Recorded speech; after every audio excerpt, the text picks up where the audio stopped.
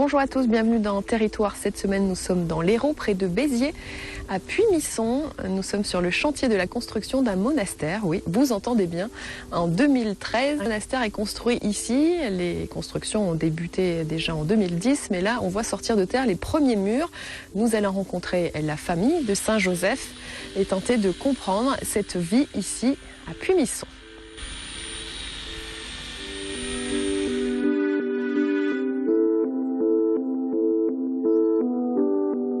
Nous sommes les moines et moniales de Saint-Joseph, qui est une nouvelle communauté dans l'esprit de Saint-Benoît, bénédictine, avec comme particularité d'essayer de vivre le mystère de la Sainte Famille de Nazareth.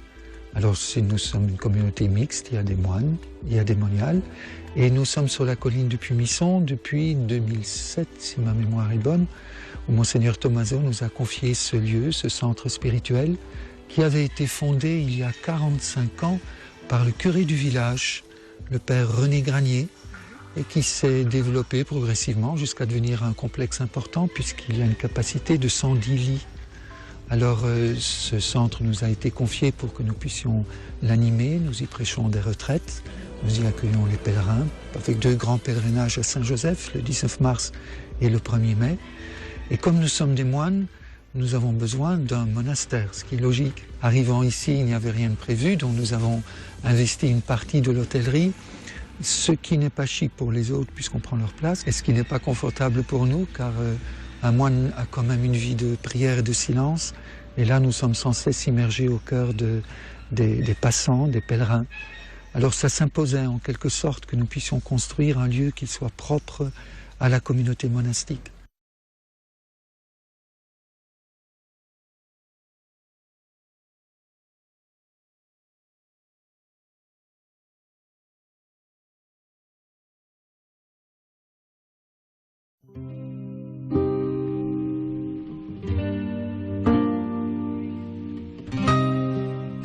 Alors nous avons commencé par l'église, bien sûr, à tout seigneur, tout honneur. Et nous avons terminé donc l'année passée l'abbatiale, qui je crois est une réussite. Nous avons voulu qu'elle soit dans le style roman cistercien, les cisterciens étant une réforme bénédictine qui retourne à plus de sobriété. Dans l'esprit justement de la Sainte Famille de Nazareth, nous disions que ça correspondait à ce que nous voulions vivre. Je confesse à Dieu Tout-Puissant, je j'ai péché en pensée.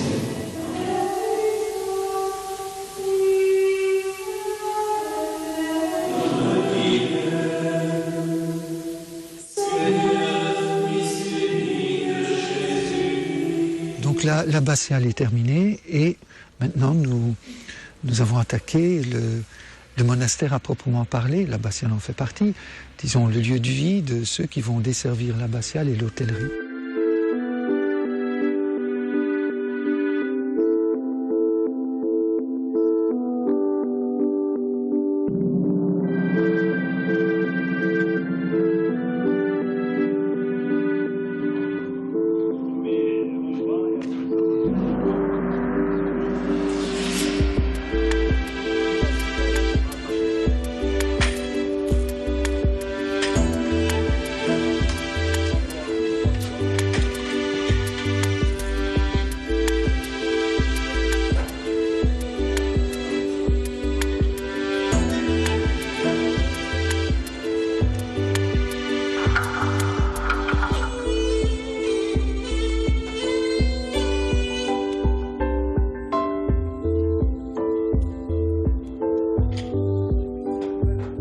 Les travaux ont bien commencé, on le voit, les murs sortent de terre, entamés par les moines bâtisseurs. Alors on va expliquer un petit peu le principe. Nous sommes sur ce site de Saint-Joseph de Montrouge à Puy-Misson, qui est en chantier depuis maintenant quelques années, puisque nous avons commencé par réaliser l'église, qui a été inaugurée il y a bientôt presque 2 ans. Puis depuis cet automne, nous avons commencé les travaux pour le monastère, donc des bâtiments pour les moines et moniales. Depuis un peu plus d'1 an maintenant, donc on a un partenariat avec le ministère de la Justice où nous accueillons des personnes qui effectuent des peines en travaux d'intérêt généraux.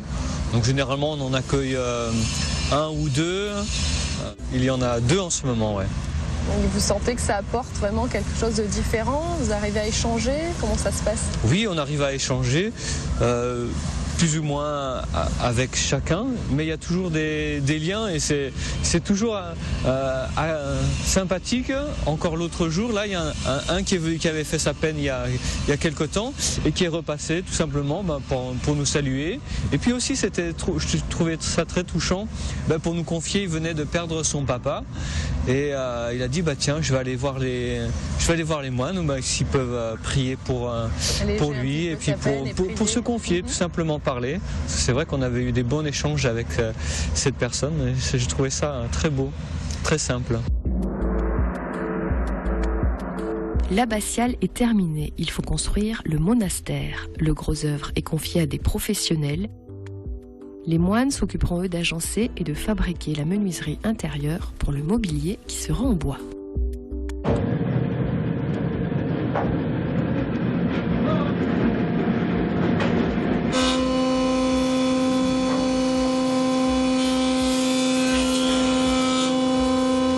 Scouts et autres bénévoles viendront prêter main forte tout au long de l'année.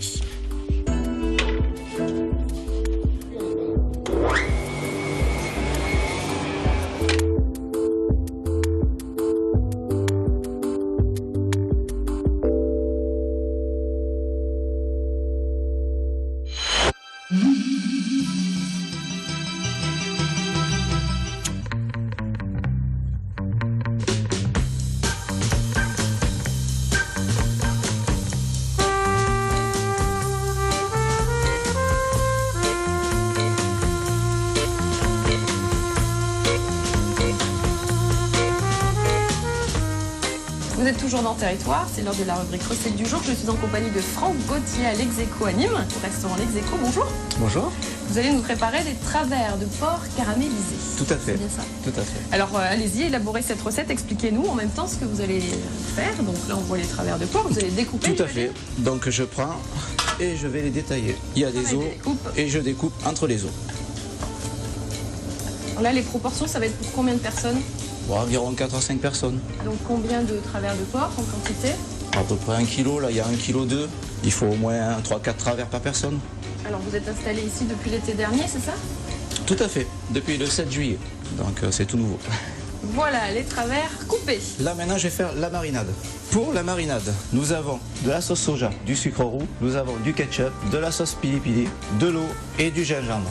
Alors en premier, la sauce soja, 250 grammes, du sucre roux. Obligatoirement roux, c'est mieux? C'est mieux, c'est meilleur. Dans le liquide pour pouvoir bien mélanger, qu'il puisse fondre un peu. Ensuite, de l'eau, du ketchup.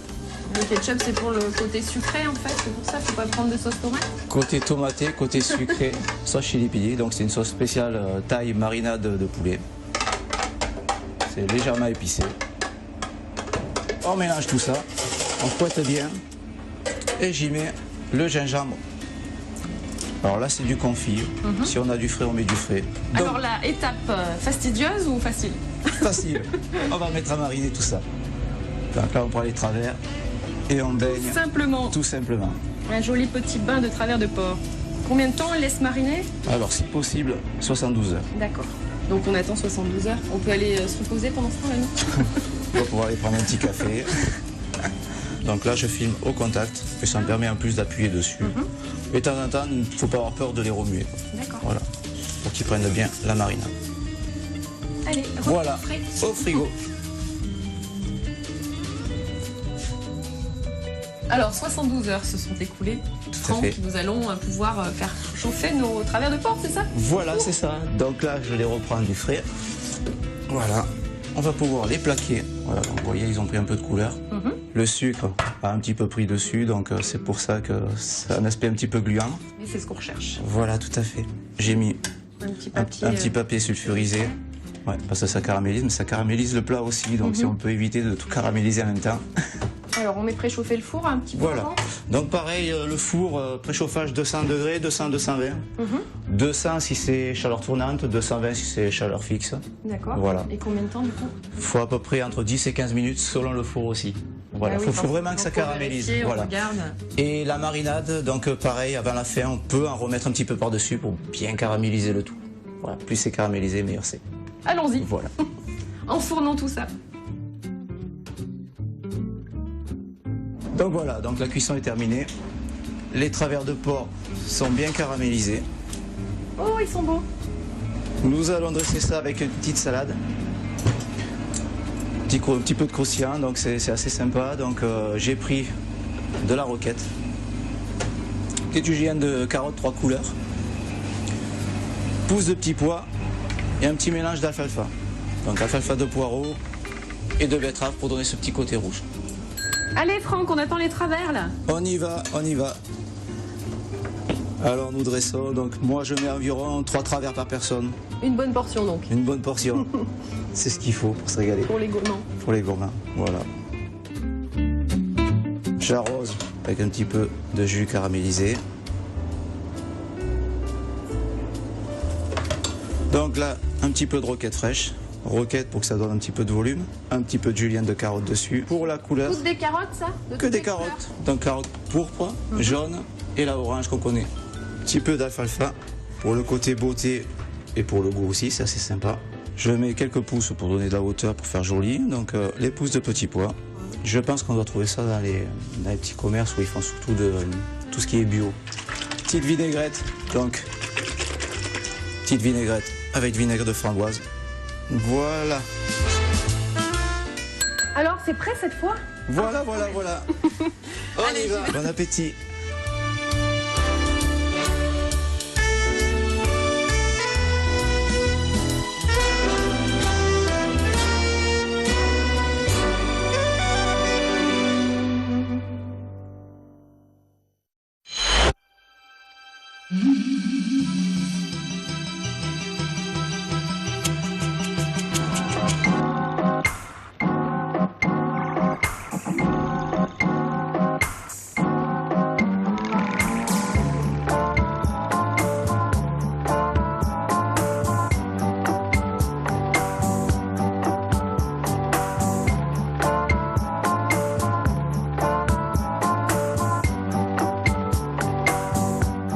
De retour à Montrouge dans ce territoire sur la commune de Pumisson, c'est en compagnie des moines et moniales de la famille de Saint-Joseph que nous visitons les lieux. Le monastère sort de terre grâce à l'aide de personnes effectuant des tiges, travail d'intérêt général, scouts et bénévoles, tous prêtent main forte aux moines dans cette aventure hors du commun.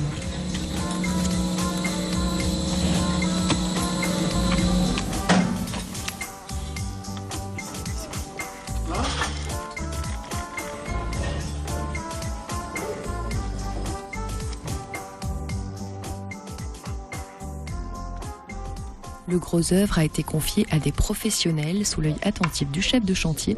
Le frère Philippe suit les travaux avec attention.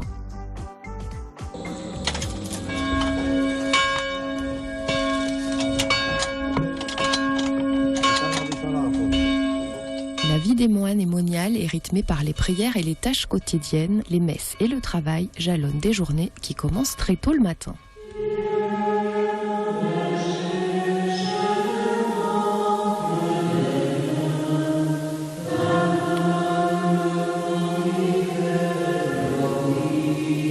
Alors comment vivez-vous, vous, au jour le jour ici? Expliquez-nous une journée de sœur Catherine. Quelle est cette journée type? Alors la journée type, elle est rythmée par les offices. Le lever est à 5h10 pour être au vigile à 5h30. C'est la prière de la nuit, c'est la prière pendant laquelle le monde dort ou alors les gens commencent à aller au travail et puis nous on veille, on porte leurs efforts dans le silence, c'est une prière silencieuse nocturne. Ensuite, il y a un temps de lectio divina, un cœur à cœur avec Dieu dans sa parole, dans la Bible. Et puis les laudes à 7h30, au moment où le soleil se lève, alors la nature s'éveille et alors l'homme et le moine portent le monde dans la louange pour offrir à Dieu cette nouvelle journée qui commence et pour recevoir de lui l'imprévu qui va y être et pouvoir le rencontrer à chaque instant. Ensuite, on a un temps de formation, d'études, de formation, soit théologique, soit biblique, soit de spiritualité. Et puis ensuite, à 9h, on commence le travail. Alors le travail, ça dépend, évidemment, il y a différents services. Alors quand c'est le moment d'aller se faire un tour sur le chantier, on prend l'appareil, on prend la caméra. Ensuite, bien sûr, il faut traiter toutes les images et puis préparer un petit reportage, un petit poster pour publier. Mais le travail, dans la règle de Saint-Benoît, voilà, c'est pri et travail, ora et labora. Et c'est comme une respiration entre les deux, de sorte que le but, c'est de prier en continu, mais que ta prière se concrétise dans ton travail, afin que ton travail devienne prière. On ne peut pas rester sans rien faire. Et puis le Seigneur, il confie à l'homme de transformer le monde avec lui, à sa suite. Alors voilà la richesse du travail de l'homme, tout imprégné de prière pour rendre gloire à Dieu en toutes choses.